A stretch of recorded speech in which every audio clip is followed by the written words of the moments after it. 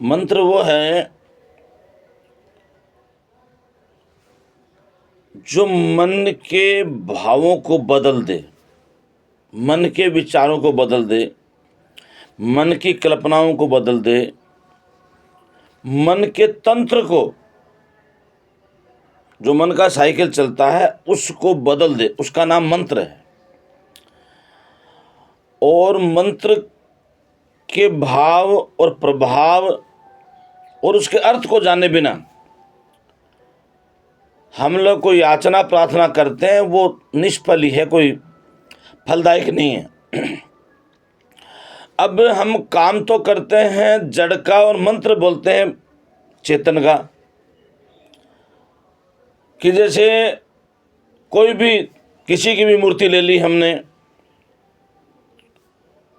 जड़ मूर्ति ले ली हम लोगों ने, पत्थर की मूर्ति ले ली, कांसे की मूर्ति ले ली, पीतल की मूर्ति ले ली, या और भी किसी प्रकार का कोई भी जड़ तंत्र लेकर हम लोग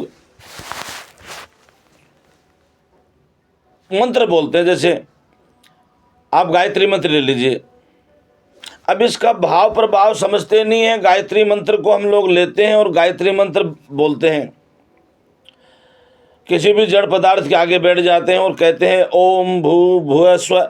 ओम जो परमात्मा है वो एक चेतन सत्ता ओम, भू भुव स्व से परे है, इन दोनों लोक से परे जो चेतन तत्व है वो परमात्मा है, वो तेजस्वी है, वो सबको रचना करने वाला है, सबको सुख देने वाला है। अब उसको हम लोग बोल तो नहीं उसके लिए और कर रहे हैं सामने जड़ के लिए। कोई भी मंत्र ले लो, अब इस मंत्र को तो हमने कह दिया कि गायत्री मंत्र है, ये सूर्य का मंत्र है, गायत्री सूर्य का नाम है, और सामने जड़ की पूजा करते हैं। फिर दूसरा मंत्र लेते हैं ओम त्र्यम, ओम वो चेतन सत्ता, वो परम सत्ता, ओम त्र्यंबकम। ये तीनों जो गुण हैं, जो तीनों लोक हैं, इनका यजामहीन को रचने वाला है वो परमात्मा। और सामने शिवलिंग को ले लिया और जल पे जल चढ़ाए जा रहे हैं, और चढ़ाए जा रहे हैं, बीरपत्र चढ़ाए जा रहे हैं, कि कर तो बात तो नहीं चेतन की और सामने जड़ पूजा। ये कोई फलदायक चीज़ें नहीं हैं, ये पतन की ओर ले जाने वाली चीज़ें हैं। हमेशा प्रार्थना जो है श्रेष्ठ है, परमात्मा मंत्र उसके लिए बोला जाता है, उसके लिए, और अर्थ हमें मालूम नहीं है। और ये साजिश के तहत ही तो ये काम हुआ। ये साजिश हुई कि संस्कृत भाषा थी, इसको ख़त्म इसीलिए किया गया। जो धार्मिक दुकानदार लोग हैं, जो धर्माचार्य लोग हैं, इनको इन्होंने इसीलिए तो इसको ख़त्म किया कि इन्होंने वो नहीं माना मंत्र जो समझ में आ रहा। गायत्री मंत्र को आप हिंदी में बोलिए,